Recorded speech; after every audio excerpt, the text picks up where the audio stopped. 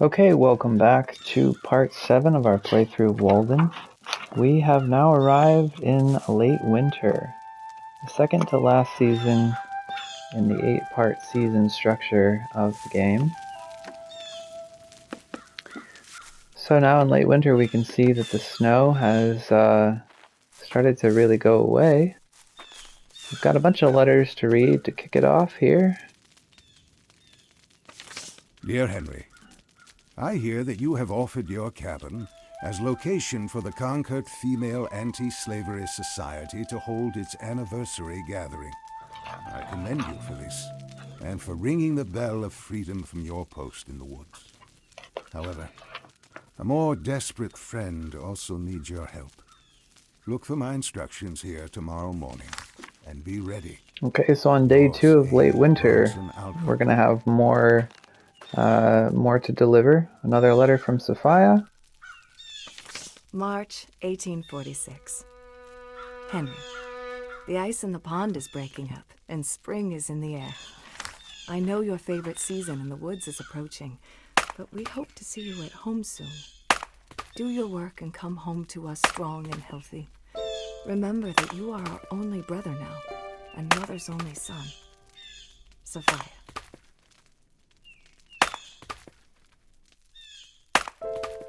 Can hear the blue jay again.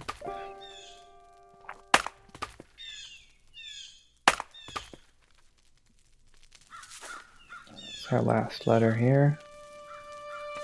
My dear Henry, you have nearly weathered the winter in our woods and seem to be well situated to bear witness to the thaw of your habitat into mud and clay. Are you still finding inspiration out there on the damp edge of our society? Recall, if you will, that a frog was made to live in a swamp, but a man was not made to live in a swamp. Yours ever, R.W.E. Okay, well, thanks, Emerson. Gather our food stores for today. Hear the crows back.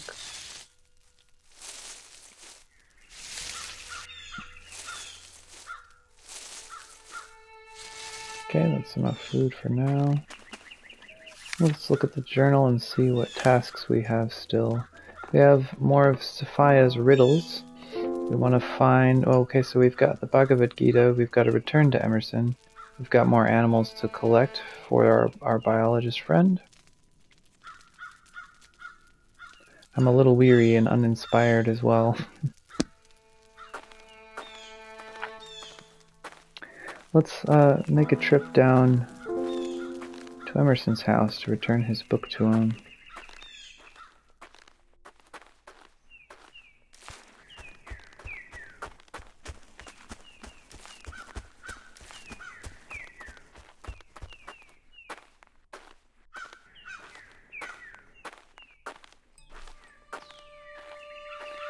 Pretty soon we can start growing beans again, now that winter is passing. Another mourning dove, and the cardinal and the woodpecker, the birds are coming back. The end of winter.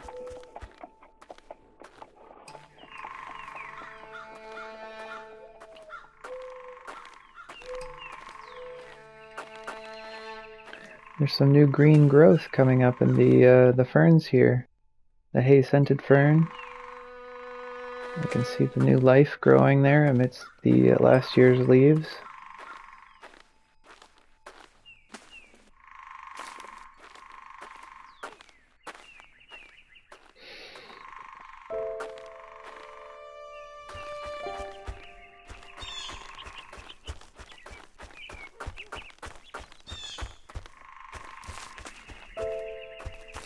Emerson looks like it's still not returned. I see you have no head for work now, Henry, but I fear for your genius if you don't go back to writing. What do you find on these long walks of yours? Is there a hidden spring of solace hidden in our woods? Writing isn't everything, eh? Dear Mr. Emerson, it was good to dine with you and Mr. Thoreau last week. He has written a good piece in the last style, which gives the spirit of what he sees. Even as a lake reflects its wooded banks, showing every leaf, yet giving the wild beauty of the whole scene. I sense, however, that such an uncompromising person is fitter to meet occasionally in the open air than to have as a permanent guest at table and fireside. I feel from your cooling praise that you may have suffered some inconvenience in your relations with him. Sincerely, Nathaniel Hawthorne. Yes, it's true that over time the relationship of Emerson and Thoreau grew thin.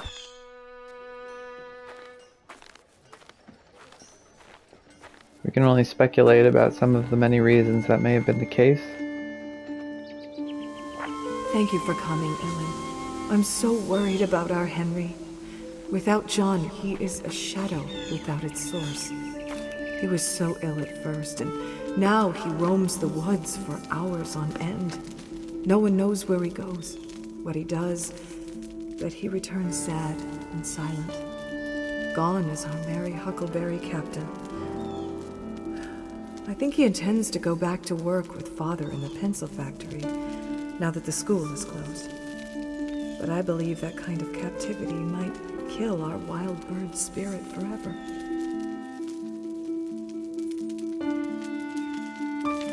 March, 1842. Dear Ellen, thank you for your kind words and sentiments. Our loss has been almost more than we can bear.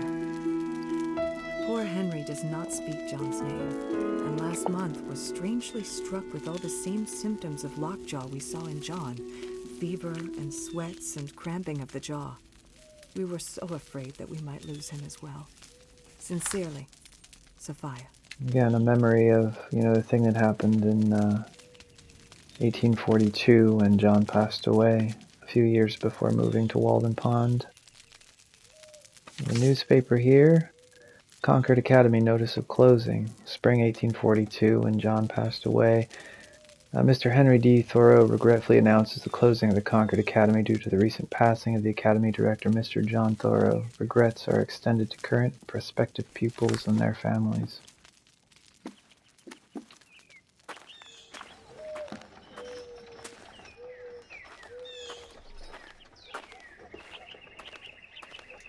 And start keeping a lookout for the animals as the warm weather returns, and see if we can find the rest of the animals on our list. Good to see you, Henry. There is Hello. an incessant influx of novelty into the world, and yet we tolerate incredible dullness.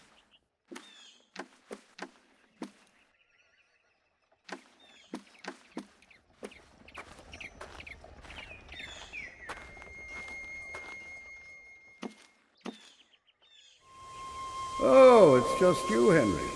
Such doldrums we are in. I can barely move my fingers in this cold.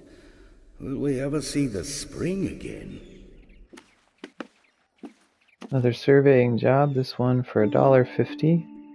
T.F. Hunt Estate, woodlands to the south of Walden Pond.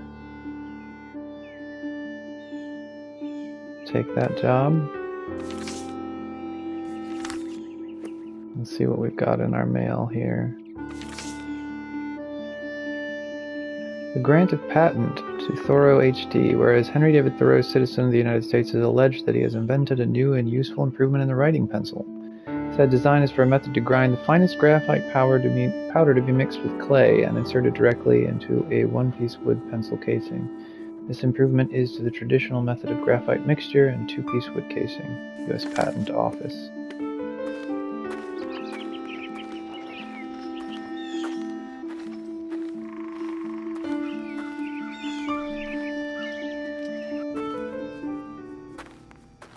Hear the humming of the telegraph wire.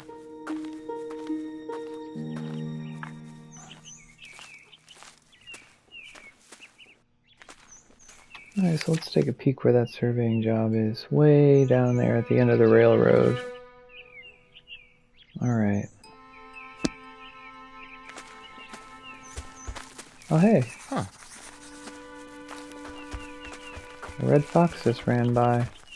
Let's chase him. So we can't take the fox right now, apparently, for Agassi. There's some really great passages in the journal about him chasing foxes. Ah, there we go. So, and it was recorded that he sent a live fox to Agassi, which then, Agassi was raising.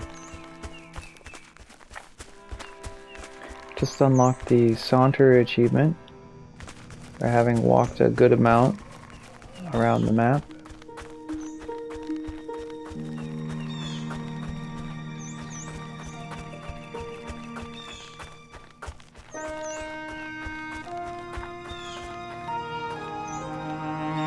I don't think we're going to be able to make it for today. I can see the sky is already darkening, and of course, remember Alcott said that we have an important delivery to make tomorrow, so I don't want to sleep out in the woods.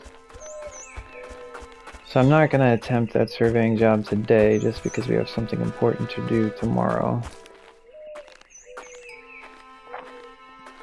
I'll do it on a day when there's nothing coming up, and we've got plenty of time and energy.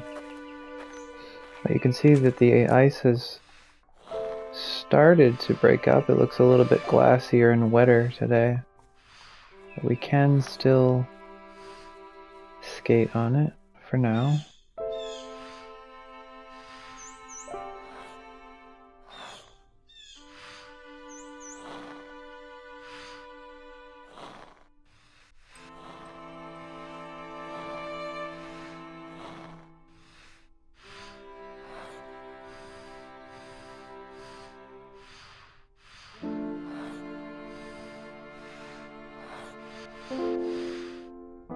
Music's starting to fill in a bit more.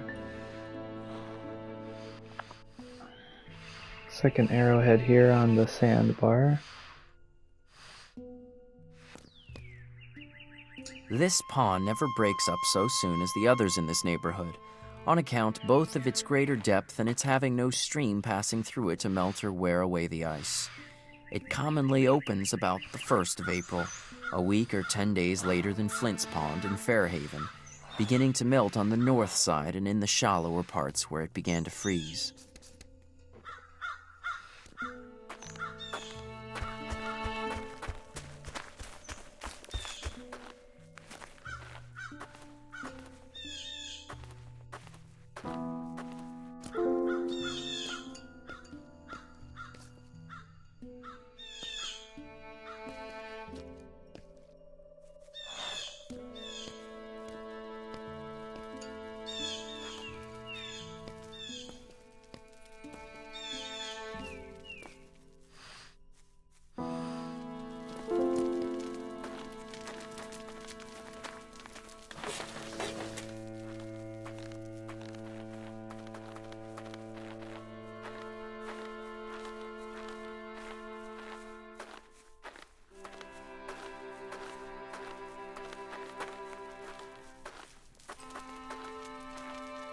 I was startled by the honking of geese flying low over the woods, like weary travelers getting in late from southern lakes, and indulging at last in unrestrained complaint and mutual consolation. Standing at my door, I could hear the rush of their wings when, driving toward my house, they suddenly spied my light, and with hushed clamor wheeled and settled in the pond.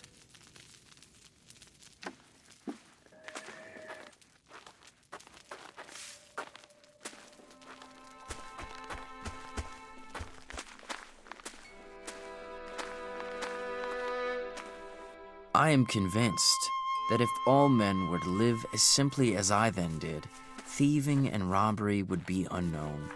These take place only in communities where some have got more than is sufficient while others have not enough.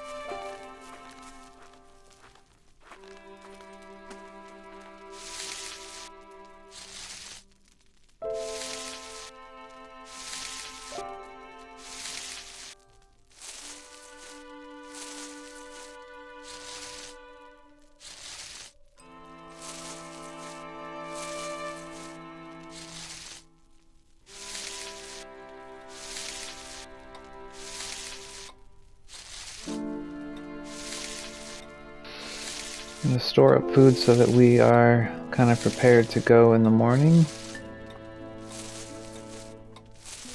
To take care of the next delivery for Elcott.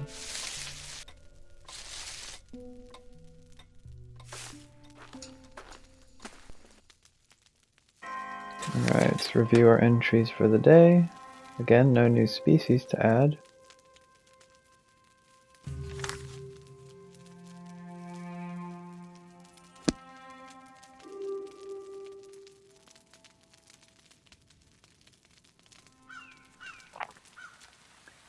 Alright, on day 2 of late winter, the snow has now turned to rain, which will help break up the pond even faster. Here's our package from Elcott.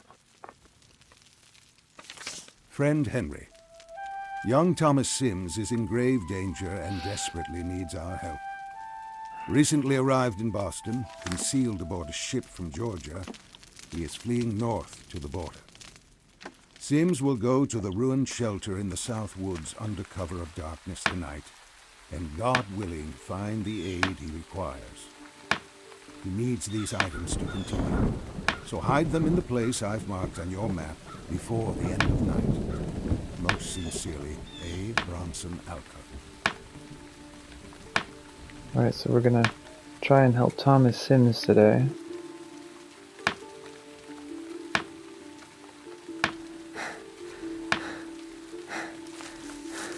And we're just gonna patch up the house so that all of our necessities are covered before leaving.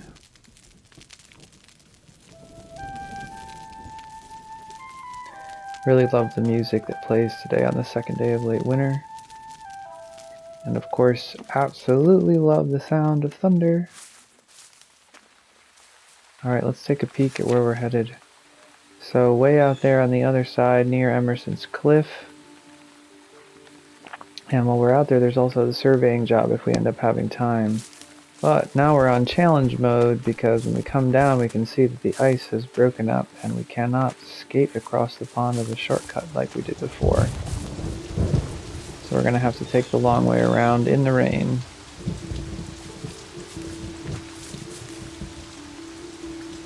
As we go, we'll try to pick up some driftwood and keep our fuel supplies good.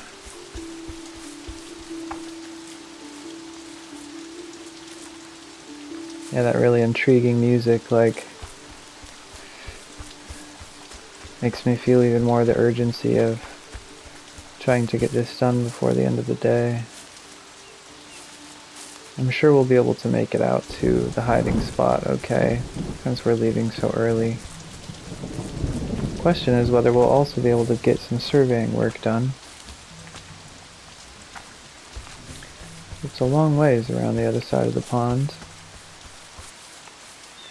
If we can't get the surveying work done tonight, then we'll probably just sleep out in the woods and finish it first thing tomorrow.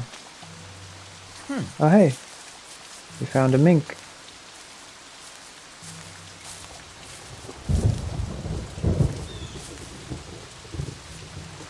Let's see if we give it a little time chasing him around, if we can capture him.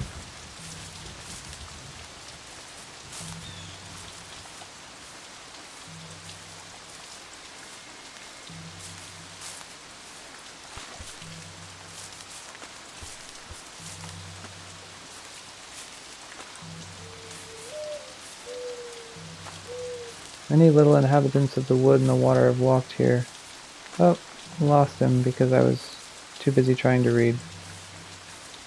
This is a good place to look for the mink. This little pond here is a place that I've often seen them in previous playthroughs. There we go, we managed to collect him. And we'll read the entry for him later. We also had the red fox. I was saying that we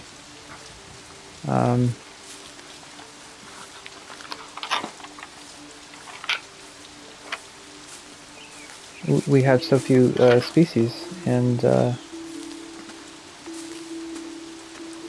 in the winter, but we had the red fox, and now we have the mink to add to our list. So we should look at the entries for those when we get a chance to look at our journal.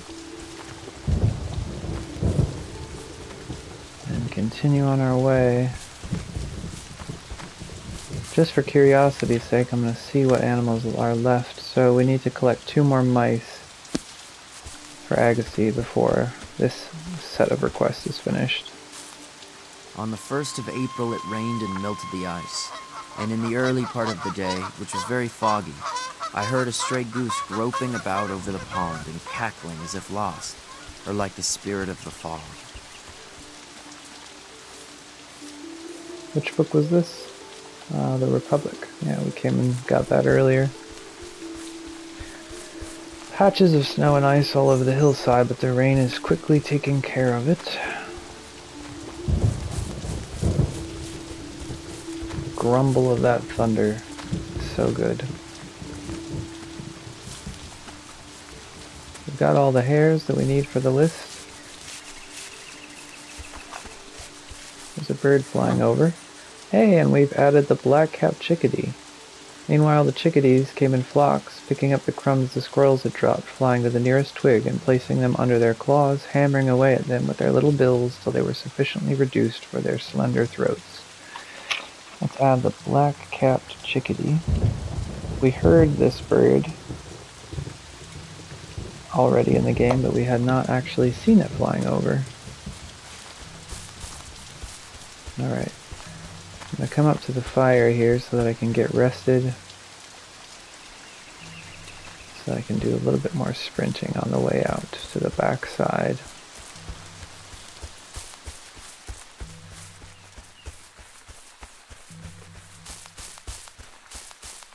Alright, so this is the railroad. We want to keep going in this direction.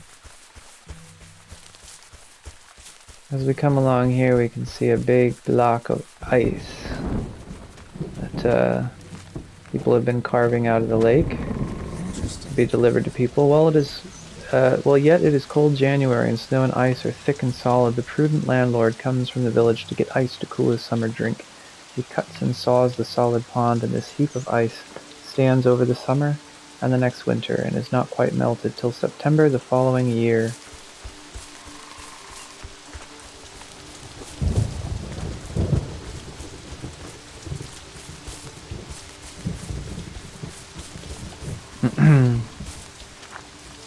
I desire that there may be as many different persons in the world as possible, but I would have each one be very careful to find out and pursue his own way, and not his father's or his mother's or his neighbor's instead.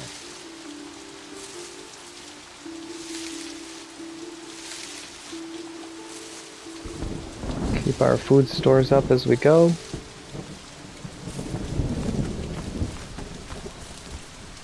The sumac berries are just so handy.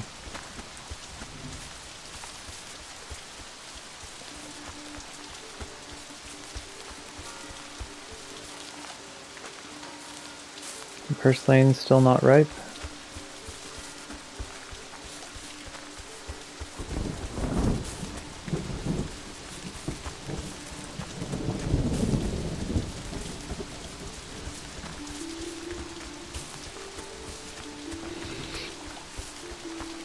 We have a long way to go around the pond here.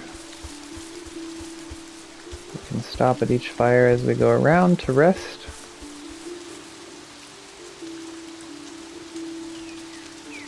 Let's just check the journal and see how close we're getting.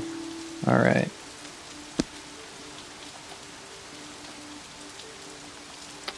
Fully rested, we'll keep on running.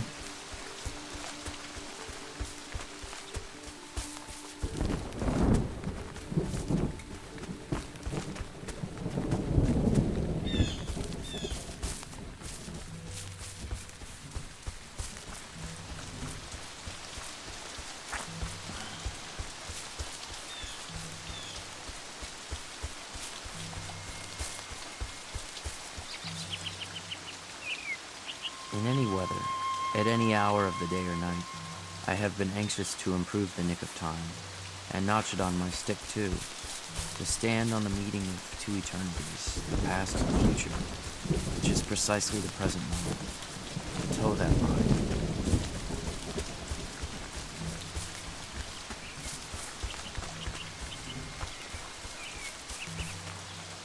In eternity there is indeed something true and sublime, but all these times and places and occasions are now and here.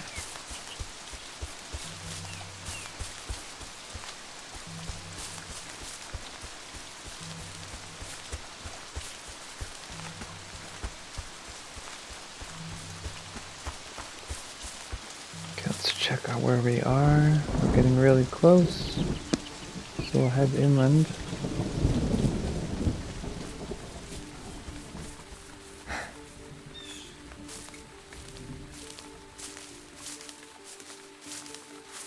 See a fire up here that we can rest at again.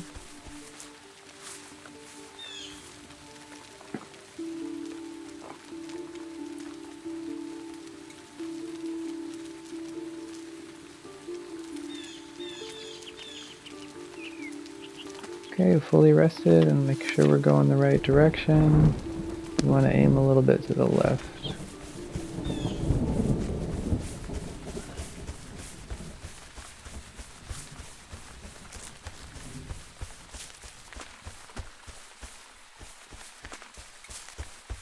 Let's see, I think I found the spot.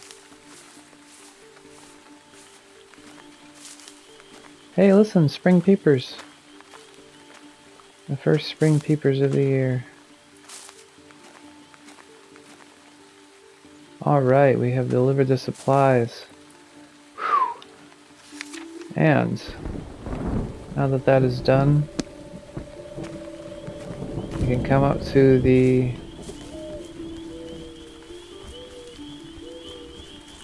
sort of back fence, the back parcel here. Wow, they're so loud in this direction. Spring peepers.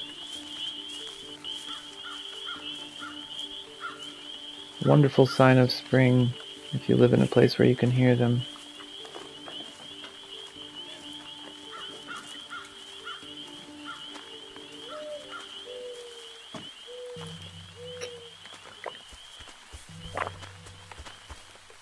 Right, as I said, I don't know that we'll have time to finish the surveying job today, but at least hopefully we can get it started.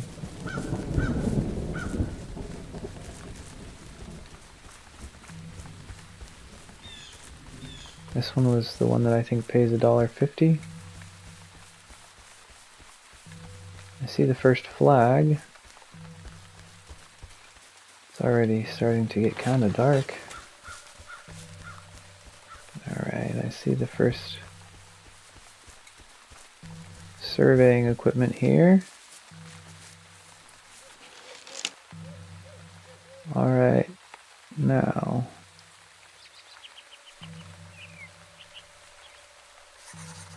so we'll take several steps like the last one along the fence here.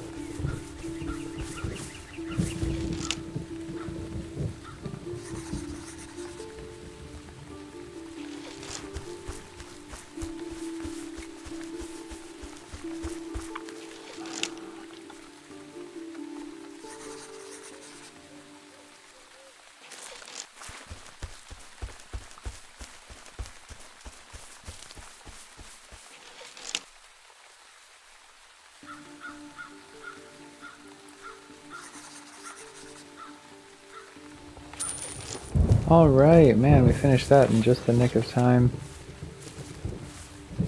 So that we don't have to start the next day so far out from the cabin. As the day is ending, the sound of the spring peepers still. Beautiful sound of thunder. A couple of the best sounds that I know of.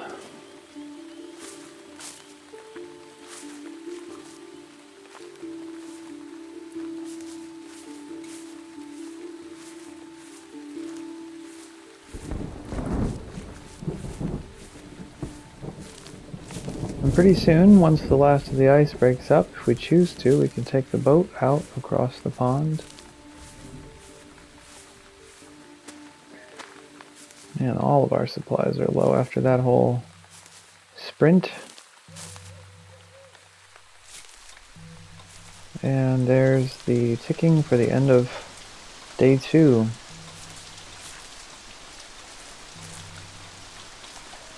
And so far this season we've added the red fox, the mink, the black-capped chickadee,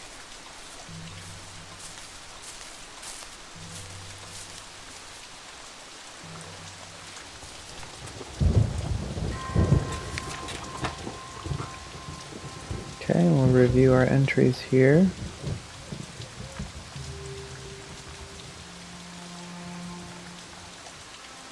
I'm going to scroll back here and read the entry for the fox that we missed. I tread in the tracks of a fox as if I were on the trail of the spirit itself which resides in these woods, and expected soon to catch it in its lair.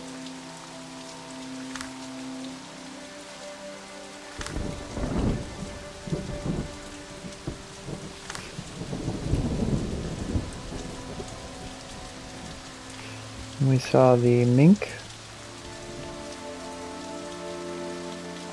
Many little inhabitants of the wood and of the water have walked here making tracks for the geologists. Now I see one small-looking rusty or brown-black mink scramble along the muddy shore.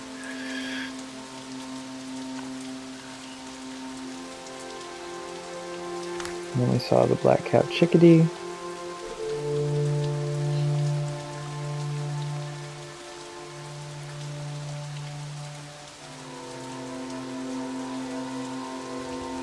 Okay.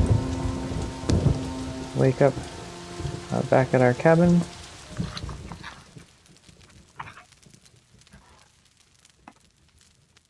For the final day of late winter. Man, look at those clothes. Look at my, oh my gosh, the windowsill is just collapsing here. The walls are all cracked. Oh man, the season has really taken a toll on everything. I guess the condition of my house is not quite as bad as it could be, nor my clothes. I don't know that I've ever seen them completely red.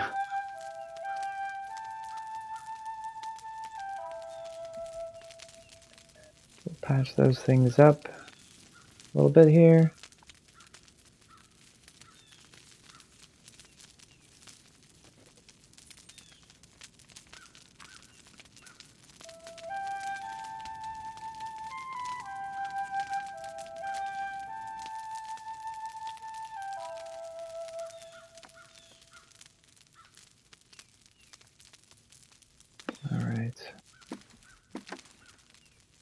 See the letter we got. Success, Henry. I am happy to report the fortuitous outcome of Thomas Sim's journey. With our help, he was able to avoid agents of the law who would have certainly thrust him aboard a ship bound back to slavery in Georgia. It is a terrible state our country is in. Slave power that it is. You must do what you can. Write and speak your conscience. Your friend, A. Bronson Alcott.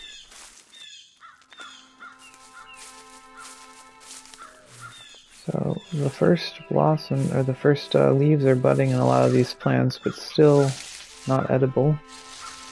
So we'll go back to our trusty source, the sumac, to fill up our food meter.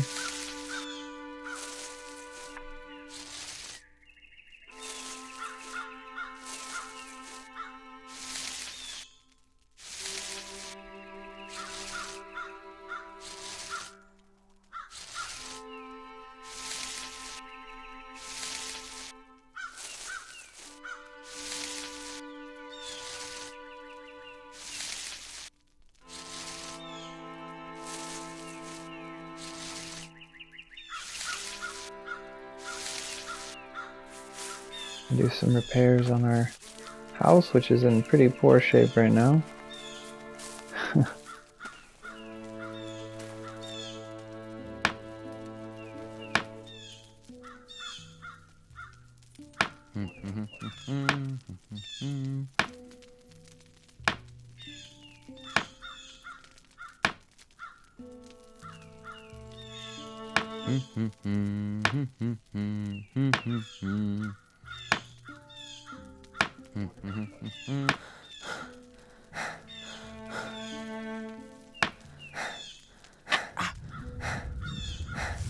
Gotta rest.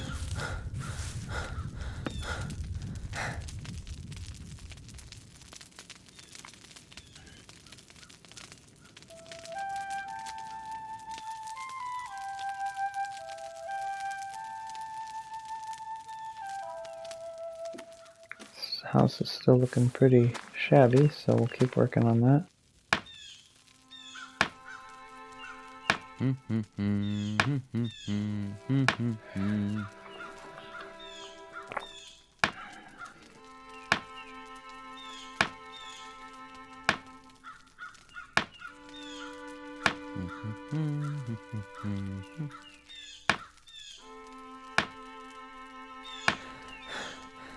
Alright. Looking a bit better in here now. Rest up, and we'll add some fuel to our fuel stores.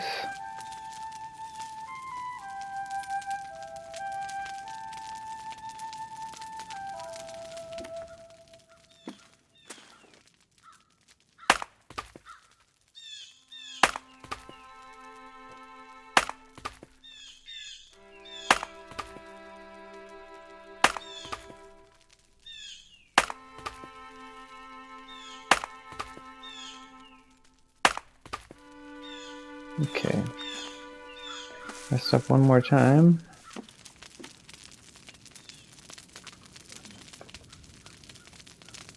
Take care of the necessities. And now check our journal and see what's on the docket. So we still have Sophia's riddles. We can return Emerson's copy of Bhagavad Gita once he's home again, and we have 2 mice to collect for Agassi. Why don't we continue Sophia's riddle today? We're going to head off a little bit to the right in the direction of the railroad tracks for this next one.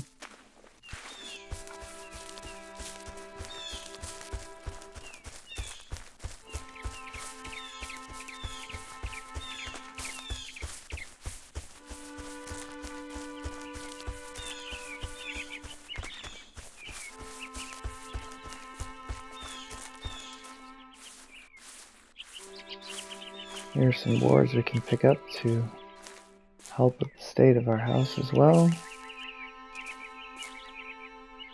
This doesn't tire out quite so much as pounding nails, apparently. Alright, that's full. We'll check our direction. It looks like if we can find a trail sort of straight ahead, we should be able to follow it this direction. And look at that, the new ferns coming up. Oh, I see the old man mushroom apparently again, but it's the bracken fern unfurling. Cool. I like that a lot. Whole forest of little curled, unfurling fronds. And I see the solitude cairn ahead. Our next clue from Sophia.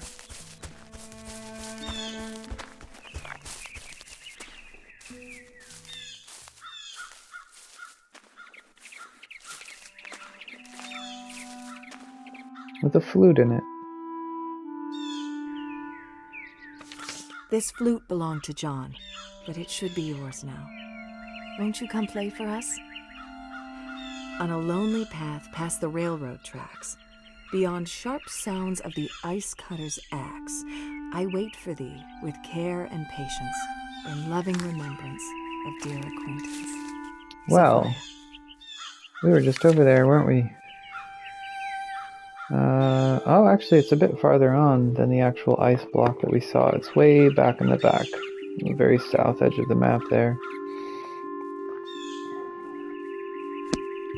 We can head in that direction. I don't know if we'll make it before the end of this video, before the end of this day, but we can certainly try.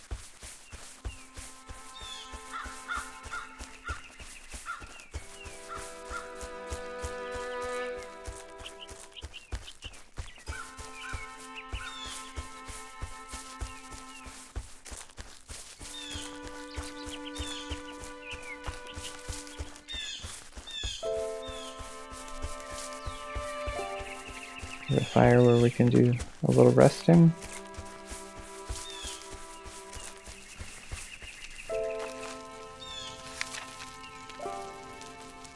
Yeah, so we've got to go around the cove here, past this boat dock and the next one, and then up. Kind of exactly where we were surveying yesterday.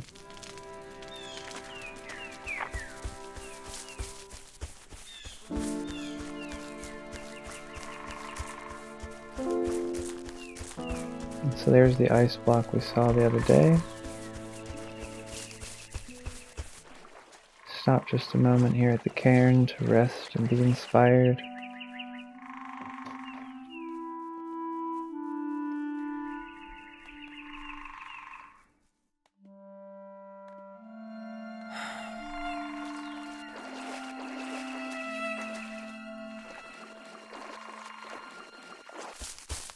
Not a ton of color in the world, but even stopping there brings back more color in the sky and in the land.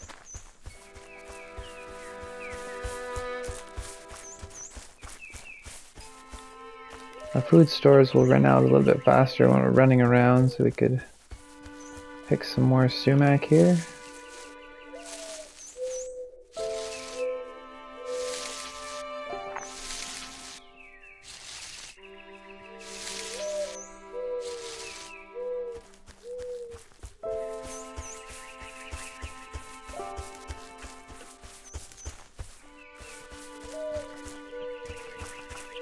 Another fire up ahead where we'll rest again. Oh, there's another red fox.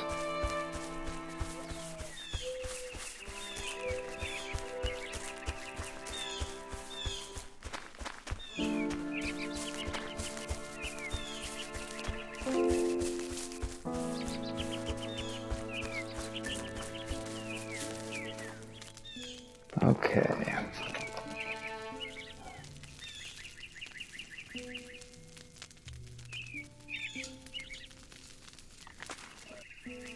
And here's the next boat dock.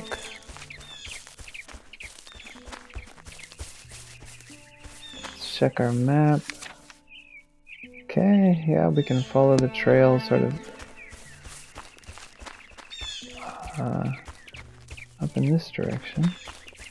That one goes back towards the pond, so let's see if we can find a way to stay up in this direction.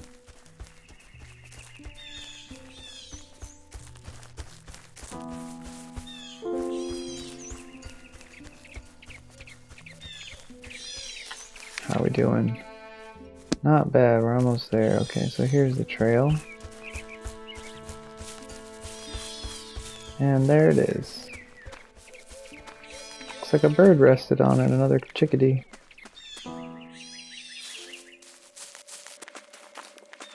Alright, so we made it. Oh, look at that. Only he can be trusted with gifts who can present a face of bronze to expectations. There's a picture of Henry's brother John in there. Here is a keepsake of John for you, drawn from memory, not yet faded. I hope you don't tire of my gifts, as there are more to be found. On the northern shore, where the nighthawks soar, by the fireside there, peace and good fare. Love, Sophia. I remember seeing the nighthawk. I guess we must have been on the north side of the pond. Over by a fire on the north side of the pond, we could find the next clue.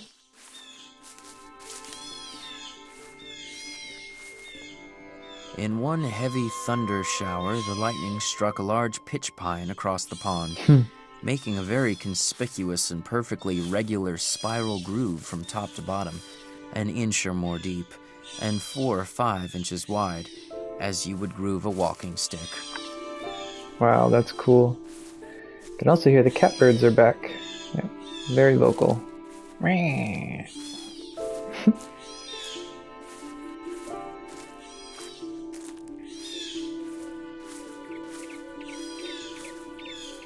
Alright, so we'll end our day just sort of wandering around and sightseeing here.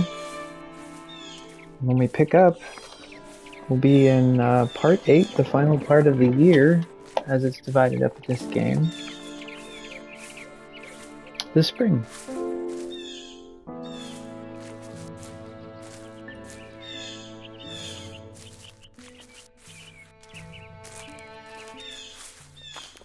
Oh, I see an arrowhead over there.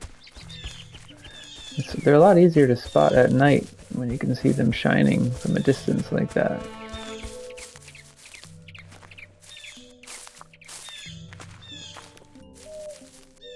About 15 years ago, you could see the top of a pitch pine, of the kind called yellow pine, projecting above the surface in deep water, many rods from the shore. It was even supposed by some that the pond had sunk, and this was one of the primitive forests that formerly stood there.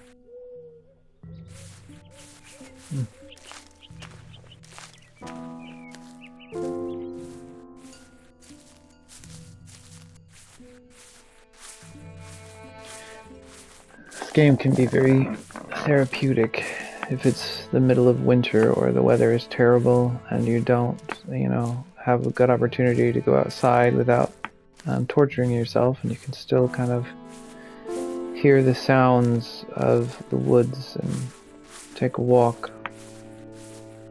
So many autumn, and winter days spent outside the town, trying to hear what was in the wind, to hear and carry it express. I well nigh sunk all my capital in it, and lost my own breath into the bargain, running in the face of it.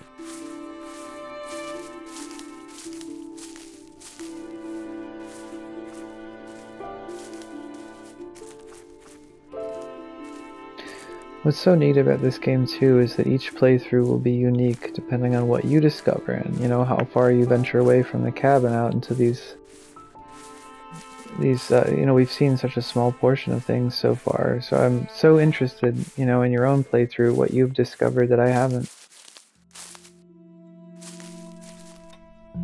I believe that every man who has ever been earnest to preserve his higher or poetic faculties in the best condition has been particularly inclined to abstain from animal food and from much food of any kind. Here's our bird's foot violet again, just blossoming here at the end of late winter.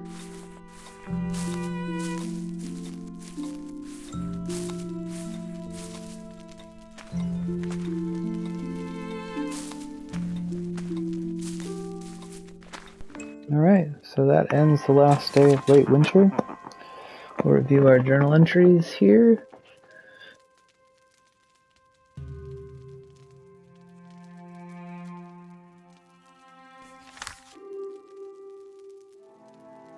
That lightning strike on the pitch pine was really cool.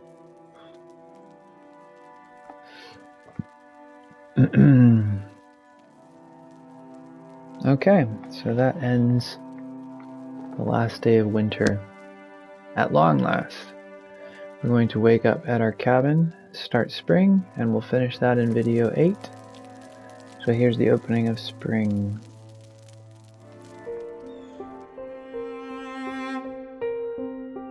One attraction in coming to the woods was that I should have opportunity to truly see the spring come in. The sky appears broader now than it did. The day has opened its eyelids wider. The lengthening of the days is a kind of forerunner of the next season. I like how the snow has turned into the sky there. Subtle shift.